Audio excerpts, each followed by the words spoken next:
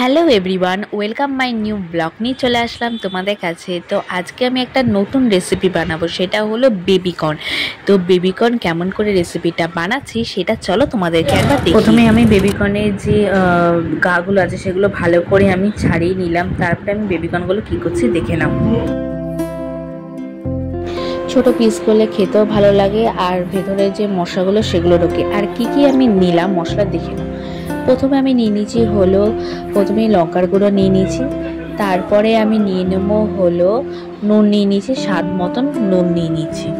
তারপরে নিয়ে নিয়েছি আমি ময়দা নিয়ে নিয়েছি। তোমরা এখানে কর্নফ্লাওয়ারও ইউজ করতে পারো বা প্যাশন ইউজ করতে পারো, কিন্তু আমি এখানে ময়দাটা ইউজ করেছি। ময়দাটা এই কারণে নিয়েছি কারণ আমি ময়দাটাকে ভালো করে অ্যাড করে নিয়েছি। আর ভালো করে কিন্তু ময়দাটাকে কিন্তু বেবিকর্নের সাথে কিন্তু ভালো করে মিশিয়ে নিতে হবে ময়দাটাকে। তারপরে গরম ফ্রাই প্যানে প্রথমে আমি দিয়ে দিচ্ছি হলো ঘি, তারপরে দিয়ে দিচ্ছি হলো তেল। আর তেল যখন গরম হয়ে গেছে তার সাথে আমি দিয়ে দিচ্ছি হলো বেবিকর্ন দিয়ে দিয়েছি। বেবিকর্নটাকে ভালো করে ভেজে নিতে হবে, লাল লাল করে ভালো করে ভেজে নিতে হবে, কিন্তু গ্যাসটাকে কিন্তু স্টিমেই রাখতে হবে।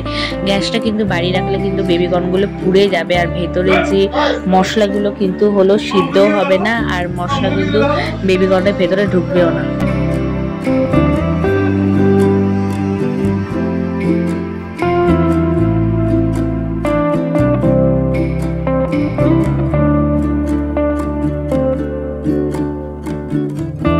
তারপরে আমি পেঁয়াজগুলোকে কিন্তু বড় করে কোয়া করে কেটে নিয়েছি। আর বেবিকর্নগুলো দেখতেই পাচ্ছ যে ভাজা হয়ে গেছে।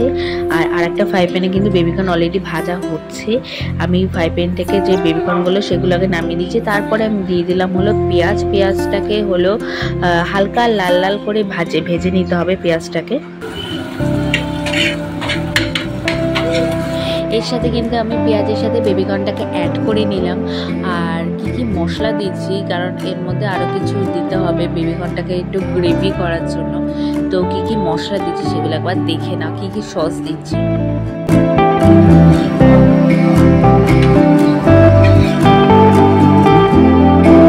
সসের মধ্যে প্রথমে আমি নিয়ে নিলাম হলো সোয়া সস আমি নিয়ে নিয়েছি পরিমাণ মতন। আর তারপরে আমি নিয়ে নিলাম হলো টমেটো কেচাপ কিষানে টমেটো কেচাপ আমি নিয়ে নিচ্ছি। সেটাকে ভালো করে অ্যাড করে নিয়েছি, দুটো সসকে অ্যাড করে ভালো করে এটাকে আবার একটু নাড়াচাড়া করে নিতে হবে। তারপরে যখন দেখছে লাল লাল হয়ে আছে তারপরে একটু পাত্রেতে ঢেলে পরিবেশন করে নেবে যে চিলি বেবিকর্ন। তো চিলি বেবিকর্ন রেসিপিটা কেমন লাগলো সেটা কিন্তু আমাকে কমেন্ট করে জানাবে। আর তোমরাও এই এরকম বেবিকর্ন রেসিপি করে কিন্তু বাড়িতে রান্না করে খাবে, খুব ভালো লাগে খেতে। আর রাতের ডিনারটা তো একদম পুরো জমে যাবে। তাহলে নতুন ভিডিও নিয়ে খুব তাড়াতাড়ি আসছি।